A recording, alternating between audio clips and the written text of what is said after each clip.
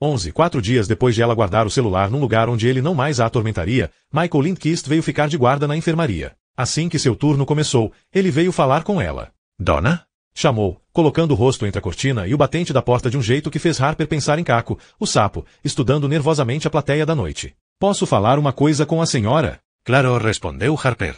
Não precisa marcar hora. Nós aceitamos todos o seguro-saúde. O rapaz se sentou em um dos leitos, e ela puxou uma cortina verde clara entre eles e Nick para lhes dar privacidade. Pensou se ele iria lhe perguntar sobre preservativos. Mas não, o que ele fez foi tirar uma folha de papel do bolso e lhe passar. Só achei que a senhora fosse querer ver isto aqui. Nunca se sabe quando o Sr. Patchett pode aparecer para verificar se todos os meninos e meninas estão sendo bonzinhos. Ela abriu o bilhete e começou a ler. Cara senhora Viloves, o que aconteceu com a senhora naquela noite na floresta foi tudo culpa minha. Eu poderia ter parado com tudo a qualquer momento, mas não parei. Não espero que me perdoe, mas espero algum dia conseguir recuperar o seu respeito, ou pelo menos a sua confiança. Pediria desculpas pessoalmente, mas nos últimos tempos eu ando irritando todo mundo e estou confinada no dormitório, então preciso pedir por escrito. Eu sinto muito, senhora Viloves. Nunca quis que a senhora se machucasse. Nunca quis que ninguém se machucasse. Eu sou uma idiota, mesmo. Se houver alguma coisa que eu possa fazer para ajudar a senhora, é só avisar ao Mike.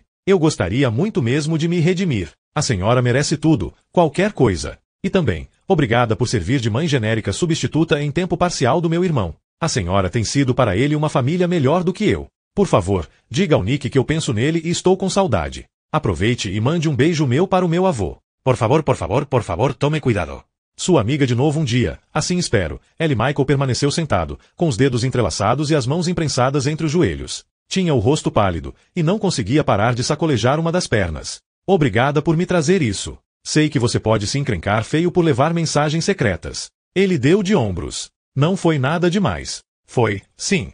Harper se sentia linda e livre como uma menina de 10 anos no primeiro dia das férias de verão. Já havia perdoado Ellie por tudo. Tinha isso dentro de si. Era capaz de perdoar com facilidade e leveza, com o melhor sentimento do mundo. Tornou a olhar para o papel e franziu o senho. Como assim? Ela está confinada no dormitório. Os olhos de Michael se arregalaram num cômico ar de surpresa. Aquele rapaz era a pessoa que menos conseguia disfarçar os próprios sentimentos que Harper já conhecera. A senhora não sabe. Não, claro que não. Quase nunca sai daqui. Na noite em que vocês assaltaram a ambulância, a Ellie foi falar com o bombeiro para avisar a ele o que estava acontecendo. Foi por causa dela que ele soube que precisava mandar uma fênix para garantir que todos vocês voltassem sãos e salvos. Desde então, Ellie está na merda até o pescoço. Carol mandou que ela fosse expulsa das sentinelas e a obrigou a passar 3 dias com uma pedra na boca. Na visão dela, a sobrinha tomou partido contra ela, e ainda por cima prejudicou sua imagem. Ellie agora só pode sair do dormitório para cumprir tarefas na cozinha e ir à capela. E não acende mais quando todo mundo canta.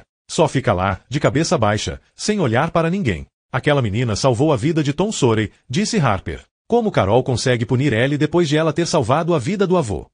Fez Michael. O quê? A história que corre por aí é que a Ellie desistiu de tentar salvar pai Sorey, e estava só lá parada chorando quando Carol entrou e chamou ele de volta gritando seu nome. Ela chamou pai Sorey de volta do brilho profundo, que é para onde vão as pessoas que morrem. A Ellie não foi assim que bobagem. Você estava lá, não disse para, ninguém explicou o que realmente. Michael baixou a cabeça e seu rosto adquiriu uma expressão de cachorro arrependido. É preciso tomar cuidado hoje em dia com as histórias que se conta. Carol e Ben têm sua própria versão do que aconteceu. Não existe espaço para nenhuma outra. Quando a Ellie falou que não era verdade, e ela falou, o Ben lhe deu outra pedra por desrespeitar a autoridade. As pessoas nesta colônia hoje em dia, bem, a senhora já deve ter ouvido dizer que nós agora só falamos com uma única voz. Ele baixou mais a cabeça. Eu detesto isso, sabe? Tudo isso. Não só o que está acontecendo com a Ellie, mas também como a Carol tem se comportado. Ela vive desconfiada, tensa, prestes a explodir. Manda patrulhas ficarem em volta do chalé dela, porque uma noite pensou ter visto sombras se movendo nas árvores.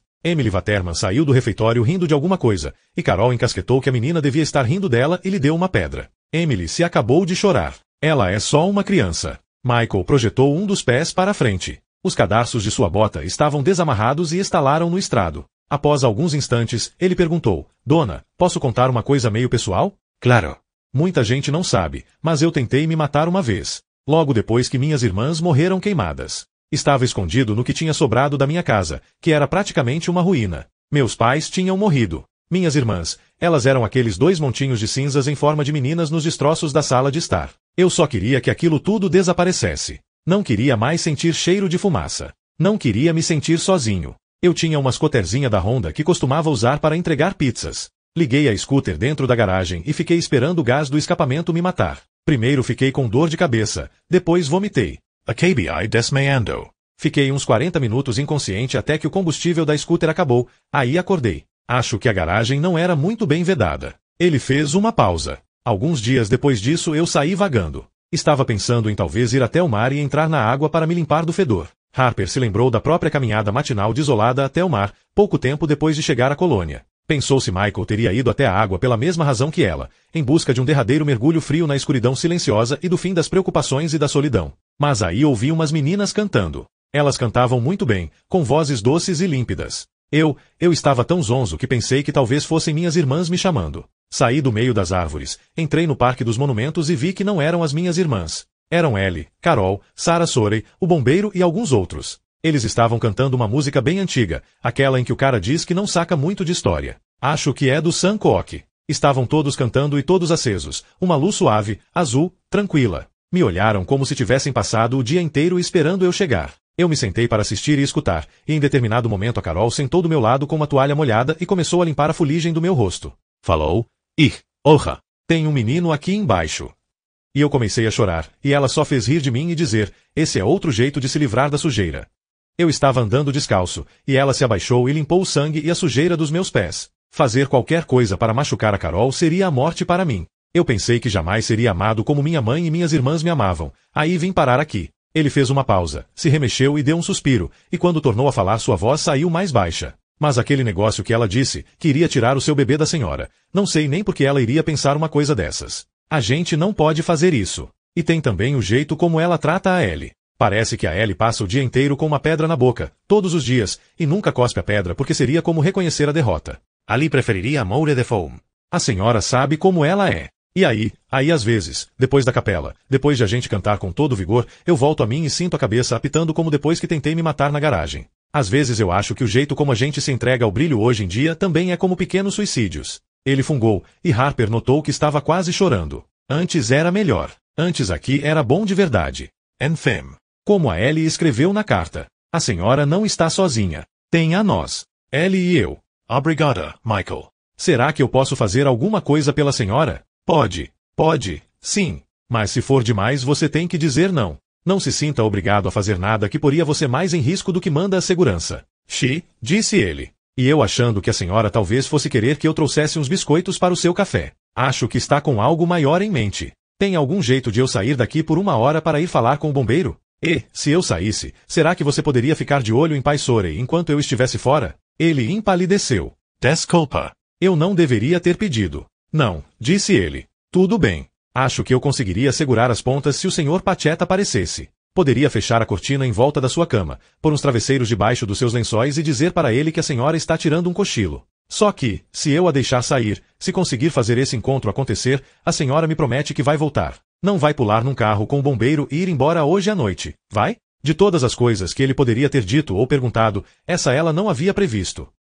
Michael, é claro que não. Eu não iria abandonar Pai Sorey nessa situação. Ótimo. Porque vocês não podem ir embora da colônia, disse ele, inclinando-se para frente e segurando seu pulso. Não sem levar junto a Ellie e eu. 12. Harper desceu o morro num frio cortante que fez arder suas narinas e machucou seus pulmões. Sua respiração parecia fumaça, como se ela estivesse manifestando o dragão completo e pegando fogo de dentro para fora. O lugar mais frio de todos era sobre os seixos, na beira d'água, e as partes expostas de seu rosto ficaram dormentes. Um filete de fumaça saía da fina chaminé do abrigo do bombeiro, único sinal de vida naquele mundo inteiramente congelado. Ela detestava ir até o cais, sentia-se exposta, quase imaginava que alguém fosse gritar. Mas ninguém a viu, e o cais em si ficava escondido do campanário da igreja por uma faixa de pinheiros altos. Ela entrou no barco a remo e soltou a corda. Uma vez na água, talvez ficasse visível, o olho no campanário a todos vê, mas a noite estava sem lua e sem estrelas, e ela pensou que, no breu fechado, talvez passasse despercebida. Dessa vez conseguiu andar até a cabana sem perder as botas na lama. O chão agora congelado estava duro como lajotas. Harper bateu no batente da porta. Quando ninguém respondeu, tornou a bater. Sentiu cheiro de fumaça de lareira e doença lá dentro. Está destrancada, disse ele. Ela adentrou o pequeno cômodo tomado por um calor sufocante e iluminado pela luz dourada da fornalha aberta. O bombeiro estava na cama, com um lençol enrolado em volta da cintura e das pernas e o braço preso na tipóia imunda. O lugar recendia a catarro, e ele estava com dificuldade para respirar. Ela arrastou uma cadeira até junto da cama e se sentou. Então se inclinou para frente e encostou a bochecha no seu peito nu. A pele estava em brasa e recendia a sândalo e suor. A escama do dragão decorava seu peito em desenhos que lembravam tapetes persas. Respira normalmente, disse ela. Eu não trouxe um estetoscópio. Eu estava melhorando. Cala a boca. Estou escutando. As inspirações dele produziam um débil farfalhar, como se alguém estivesse amassando um plástico. Ai, merda, disse ela. Você está com atelectasia. Não tenho um termômetro aqui, mas dá para ver que está com febre. Murder. Murder. Não entendo. Acho que um dos primeiros álbuns do Genesis se chamava Atelectasis. Um dos que eles gravaram antes de o Phil Collins assumir os vocais e eles virarem aquela bosta insossa feita para a MTV. É um termo metido à besta para um determinado tipo de pneumonia. Às vezes vem de uma complicação nas fraturas de costela, mas eu não imaginaria que fosse acontecer com um homem da sua idade. Você andou fumando? Não. Você sabe que eu não tenho cigarro. Pegou alguma friagem? Muita. Ela estreitou os olhos para ele. Por quanto tempo é muita? 18 horas. Por aí? Por que você passou 18 horas ao relento? Não queria ter passado. U démeillé. Sempre desmaio quando mando uma fênix para algum lugar. Ele lhe sorriu como quem pede desculpas. Acho que estava fraco demais. Não estava pronto para criar uma fênix. Aquilo exigiu demais de mim. Mas foi bom eu ter mandado uma. Como se aquela metralhadora já não fosse ruim o bastante, o limpa-neve com o qual seu ex anda por aí é pior do que um Panzer. Peraí.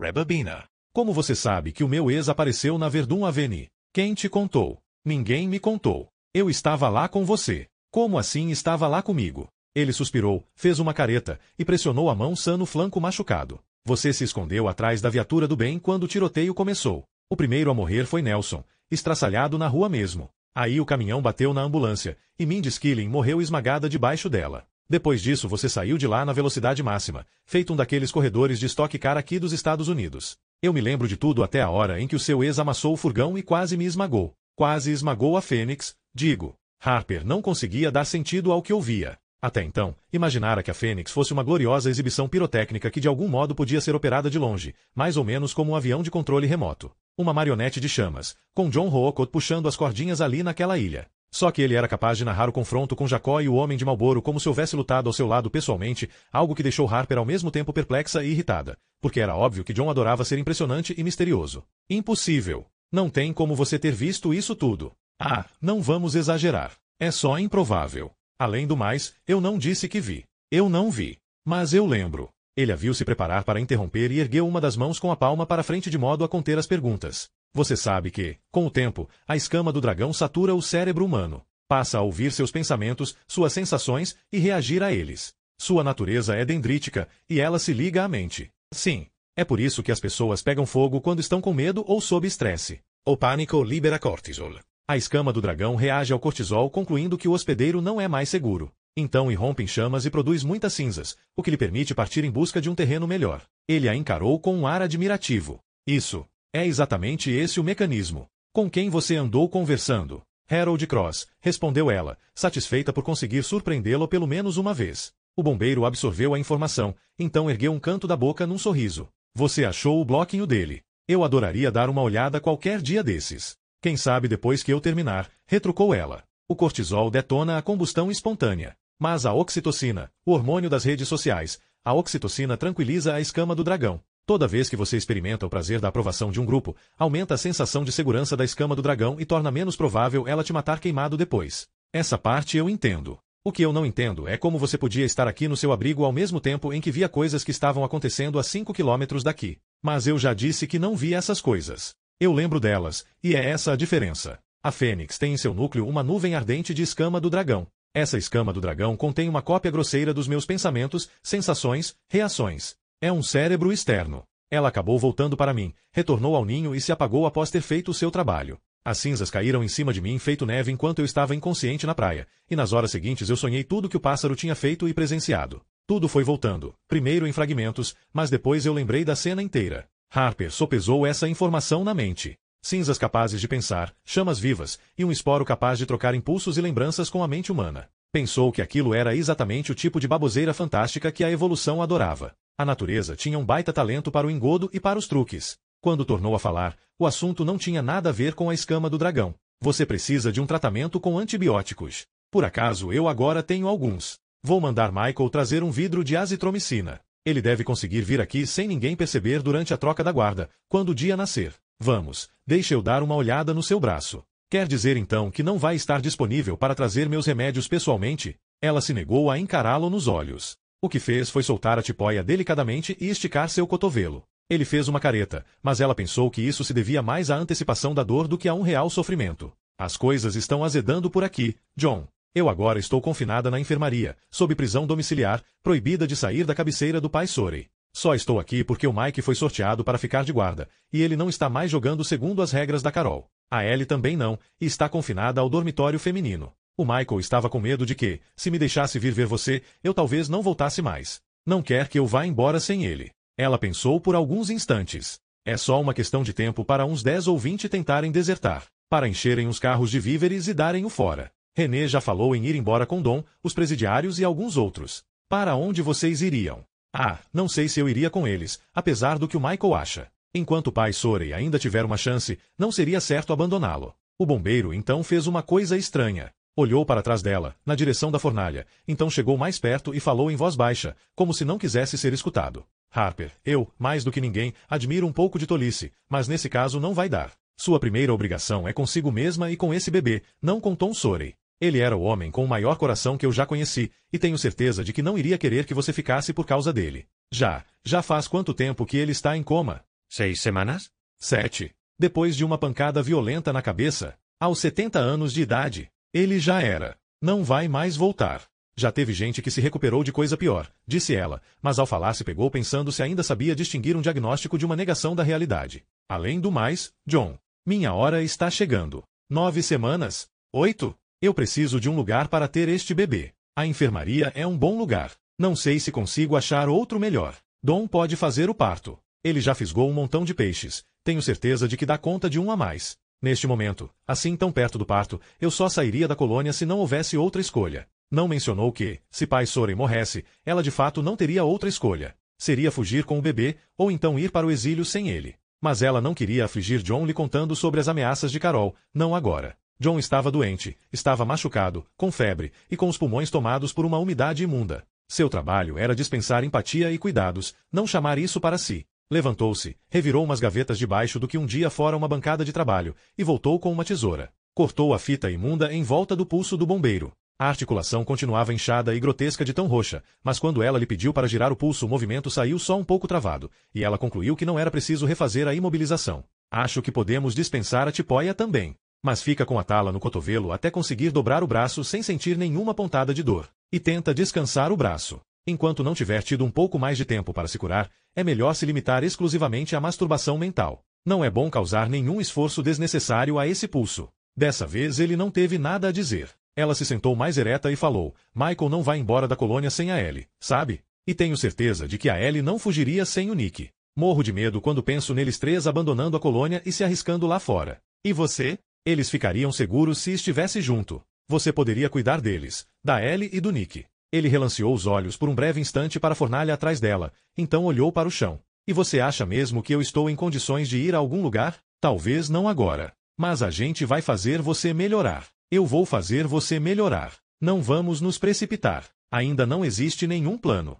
Só um monte de conversas soltas. Por sua vez, Harper lançou um olhar lento e pouco à vontade em direção à fornalha aberta. Não viu ninguém a encará-la de dentro das chamas, nem uma mulher misteriosa, nem Sirius Black. Pensou em como John tinha olhado de relance para o fogo antes de se aproximar e falar com ela baixinho, como se não quisesse que ninguém escutasse. E uma outra coisa lhe ocorreu, de maneira quase aleatória, algo que ele tinha dito sobre a Fênix. É um cérebro externo. O pensamento lhe causou um arrepio na nuca. Não, disse ela. Mas é melhor começarmos a bolar um. Acho que a gente deveria tentar se encontrar aqui. Todos nós. Até os presidiários, se for possível. Não precisamos só resolver como vamos embora, mas também para onde vamos e como pretendemos sobreviver. Ela tomou coragem e acrescentou com delicadeza. Você disse que pai Sorey não iria querer que eu pusesse em risco a minha vida ou a do bebê ficando aqui. Eu digo que a Sarah não iria querer que você pusesse a sua em risco ficando. Ah, sei lá, disse ele. Não seria tão ruim assim ser enterrado aqui. Por que não? Sob alguns aspectos eu sinto que foi aqui que a minha verdadeira vida começou.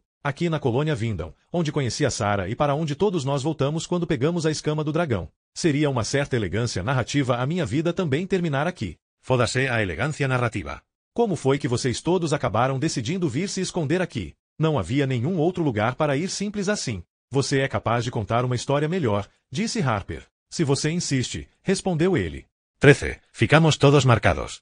As primeiras linhas apareceram no braço e nas costas do Nick. 3 dias depois, parecia que todos tinham ido ao estúdio do mesmo tatuador no inferno. Todo mundo menos a Sarah. Em 72 horas, ela teve de enfrentar a possibilidade de perder o filho, a filha, a irmã, o pai e o namorado. Seria de esperar que a pessoa fosse bater pino. Mas ela não desistiu. Seus filhos ainda precisavam da mãe. Enquanto eles pudessem sentir, pensar e ser reconfortados, ela estava decidida a ser o que quer que eles quisessem que ela fosse. Além do mais, durante algumas semanas imaginou que também houvesse sido infectada, e só não estivesse manifestando sintomas. Acho que quando ela enfim percebeu que não estava doente ficou mais abalada e chocada do que teria ficado se estivesse. Como era possível todo mundo ter pegado, menos ela? Ela ficou brava comigo umas 2 vezes, como se a culpa por não ter pegado a escama do dragão fosse minha. Por que todos vocês e eu não? Era a pergunta que ela não parava de fazer. Ela estava dentro da piscina, murmurou Harper. Você ligou os pontos, não foi? Isso mesmo. As cinzas envenenadas desceram do céu e caíram em cima de todo mundo, mas a Sarah tinha nadado. O cloro matou o esporo, ou pelo menos criou uma barreira contra ele. Em qualquer massacre aleatório, a diferença entre viver e morrer raramente tem algo a ver com força de vontade, sabedoria ou bravura. É só uma questão de onde você está. 5 centímetros para a direita, e o ônibus te atropela. Se a sua sala fica no 92º andar e não no 90º, você não consegue sair a tempo. Sarah adiou a tristeza. Adiou a crise nervosa. Não sei como aguentou, mas aguentou. A única vez que a vi ficar quase histérica foi quando o pai disse que todos nós deveríamos ir para a quarentena federal em Concord. Ela reagiu à possibilidade de ficar sem os filhos como se tivesse sido cutucada com ferros em brasa. Tivemos que recuar. Acho que todos nós temíamos que ela pudesse fazer algo contra si mesma caso criássemos uma situação na qual Ellie ou Nick pudessem ser arrancados da vida dela e nunca mais vistos. Ellie passou alguns dias encolhida, só chorando. Então, um dia de manhã, saiu do banheiro com a cabeça raspada e anunciou que a tristeza tinha acabado. Nessa noite, ela e a mãe tomaram cogumelo juntas. Na noite seguinte, saíram de casa e roubaram um carro. Estavam fora de si, mas felizes. Saquearam uma loja de fantasias. Sarah chegou em casa como Hillary Clinton. Ellie pegou uma máscara do Capitão América porque gostava do grande A na frente. Elas pensaram no Nick e pegaram uma máscara do tigre da Kellogg's para ele. Eu disse que sempre quisera ser bombeiro, e que da próxima vez torcia para elas pensarem em mim. 2 noites depois, elas roubaram um carro de bombeiro antigo do estacionamento de um museu cheio de carros clássicos, com toda a parafernália de bombeiro que tinha dentro. Tiveram de estacionar o caminhão na garagem de barcos da colônia Vindon, só para poder enfiar o troço em algum lugar. Ellie estava decidida a tocar o terror o máximo possível antes de morrer, e Sarah achou importante, como mãe, apoiar os objetivos de vida da filha. Não achei que a Carol fosse durar muito. Disso eu me lembro. Ela emagreceu 5 quilos que não tinha para perder. Parou de dormir. Passava 12 horas seguidas vendo TV seminua, tão insensível quanto alguém que passou por uma lobotomia. Exalava um cheiro de fósforo aceso, e vivia soltando fumaça. A única coisa capaz de arrancar ela do baixo astral era o pai, que prestava atenção na alimentação e no sono da filha, além de cuidar das suas outras necessidades. Aí, um dia de manhã, ouvi portas batendo e gritos na rua. Era cedo, e vi que eu era o único acordado. Desci pelo caminho em frente à casa e olhei por cima da cerca viva. Um caminhão estava parado em frente a uma casa mais embaixo na rua, um furgão da polícia requisitado pela patrulha de quarentena. Uns caras com roupa da SWAT e máscaras de gás estavam colocando uma mulher lá dentro à força. Havia um médico junto com eles, de máscara de gás e luvas, com uma prancheta na mão, dizendo à mulher que aquilo era para proteger seus próprios filhos. Dizendo que eles entrariam em contato com os familiares adequados para que fossem buscar as crianças. Um menino de uns 4 anos soluçava convulsivamente enquanto tentava seguir a mãe. Outro integrante da patrulha de quarentena segurava-o pelo ombro para mantê-lo de costas. Em algum lugar dentro da casa, ouvi um bebê se esgoelando. Logo antes de empurrarem a mulher para dentro do furgão, ela virou a cabeça e eu vi seu rosto. Era a mesma senhora que estava chorando no meio-fio no dia em que a farmácia tinha explodido. Nessa tarde, fizemos uma reunião de família em volta da mesa de jantar e eu contei aos outros o que tinha visto. Ellie disse que a gente precisava de um plano caso eles voltassem para bater na nossa porta. Tom disse que, se isso acontecesse, o melhor que poderíamos fazer seria não estar em casa para atender. Disse que havia passado todos os verões dos últimos 40 anos na colônia Vindon, e não via motivos para modificar seus planos agora, e pouco importava a colônia de férias daquele verão ter sido cancelada. Disse que já tinha ido à colônia com Carol uma vez, e que lá tinha um estoque de não perecíveis suficiente para alimentar um exército por uma década. Só errou a conta por 9 anos. Ele se instalou na casa que sempre tinha sido sua, supostamente com Carol para cuidar dele, embora na verdade fosse o contrário. Sarah e eu escolhemos um chalé perto da garagem de barcos, porque o Nick gostava de brincar de bombeiro com o nosso caminhão roubado. Soaria estranho dizer que foram dias maravilhosos. Na época tínhamos ovos frescos, waffles, café.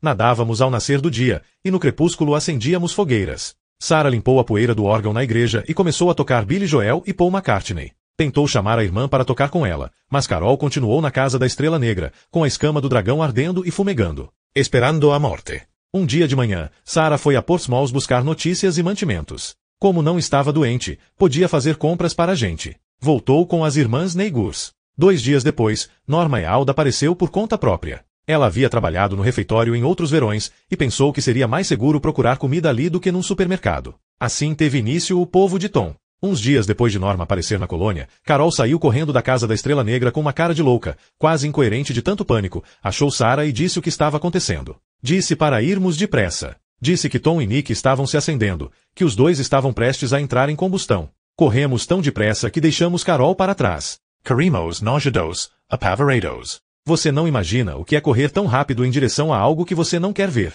É como correr em direção ao seu próprio pelotão de fuzilamento. Tive certeza de que iríamos encontrar os dois ressecados e enegrecidos e a casa em chamas. Sarah irrompeu pela porta da frente, então parou tão de supetão que trombei com ela e a derrubei. Ellie vinha logo atrás de mim e tropeçou em nós dois. Estávamos todos embolados no chão quando eu os vi. Harper, a máquina de lavar louça daquela casa deve ser mais velha do que você. Tinha servido por quase 3 décadas, e estalava e se sacudia quando ligada. Não sei se você consegue imaginar, mas a batida é bem parecida com aquela música antiga chamada Vol Bully. Sabe qual é? Tom estava sentado com as costas apoiadas no lava-louça e Nick no colo, e a batida Vol Bully balançava os dois. Tom tinha os dedos entrelaçados nos do neto e cantava, e os dois brilhavam. Tom tinha arregaçado as mangas para deixar à mostra a escama nos antebraços, e ela estava tão radiante quanto arabescos daquela tinta que brilha no escuro. E ver nós 3 entrarmos pela porta feito policiais numa comédia pastelão não o incomodou nem um pouco. Ele nos olhou com uma expressão risonha e continuou a cantar. Sarah falou, ai, pai, ai, meu Deus, o que está acontecendo com vocês? E ele respondeu, não sei direito, mas acho que a escama do dragão gosta de sanduichão. Vem cantar com a gente para ver se você não gosta da sensação. Quando Carol entrou pela porta, já estávamos todos sentados em círculo junto ao lava-louça barulhento, cantando rock e acesos feito luzinhas de Natal. Assim que a escama do dragão começava a esquentar e brilhar, você sabia que estava tudo bem, que não ia entrar em combustão. Bom, você sabe como é no brilho. Ficamos cantando até a máquina concluir o ciclo de lavagem, e assim que ela parou de se sacudir, nossa escama do dragão começou a esfriar e se apagar. Estávamos todos na maior onda. Não consegui me lembrar de qual das filhas de Tom namorava, então beijei as duas. Isso fez a Sarah rir. Ellie não parava de contar os dedos dos pés, pois não conseguia se lembrar de quantos eram. Acho que dá para dizer que o nosso cérebro fritou. Frito. Rarará. Não é engraçado. Você não acha, não? Ah. Tá bom, então. Nessa noite reunimos os outros na capela. Sarah se sentou em frente ao órgão, Carol afinou seu ukulele, e as duas tocaram Bridge Over Troubled Water e Let It Be, e todo mundo se acendeu feito fagulhas sopradas numa fogueira. Elas tinham vozes roucas e melodiosas. Nunca fiquei tão embriagado nem tão feliz. Pude sentir que estava abrindo mão da minha identidade do mesmo jeito que a gente larga uma mala pesada que não precisa mais carregar. Imagino que seja assim que as abelhas se sentem. Não como indivíduos, mas como uma nota sustentada num mundo de música útil e perfeita. Quando ficamos esgotados de tanto cantar, Tom nos fez um discurso. Aquilo pareceu natural. Ele nos disse coisas que a gente já sabia, mas que precisava escutar. Disse que tínhamos sorte por cada minuto passado juntos, e eu soube que era verdade. Disse que era uma bênção poder sentir com tamanha intensidade o amor e a felicidade do outro, sentir na própria pele, e eu disse amém e os outros também disseram. Falou que, nos momentos mais sombrios da história, a gentileza era a única luz capaz de mostrar o caminho para a segurança,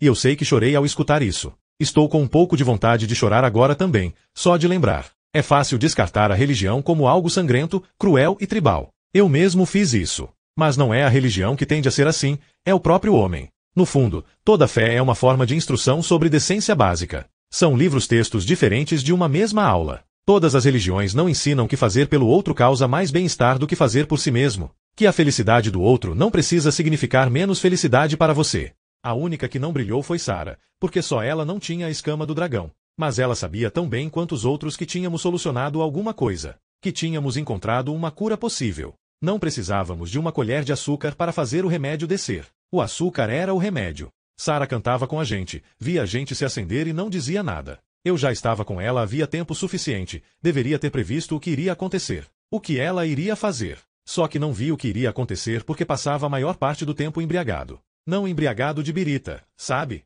Bêbado daquela onda de luz e prazer que me submergia quando todos nós cantávamos juntos. Ellie começou a sair à noite com sua máscara de Capitão América para espionar amigos, outras crianças que ela conhecia da escola. Se visse que elas estavam doentes com a escama, recrutava as crianças e suas famílias. Dizia que havia um jeito de continuar vivo, que a infecção não precisava ser uma sentença de morte. A cada semana chegava uma dúzia de pessoas novas aqui. Sarah me mandou ir com Ellie para garantir que ela voltasse inteira para a colônia. Comecei a me vestir de bombeiro, pois descobri que, num mundo cheio de coisas que pegam fogo, ninguém desconfia de um bombeiro. Passei o mês de junho tão embriagado com o brilho que não conseguia sequer lembrar meu próprio nome. Eu era só o bombeiro. Ele deu um tossido fraco. Uma lufada de fumaça perfumada saiu de sua boca, transformou-se no fantasma de um carro de bombeiro em miniatura e se dissolveu. Exibido, disse Harper. E depois, o que aconteceu? Sarah morreu, disse ele, curvando-se para frente e surpreendendo Harper com um beijo no nariz. Fim da história.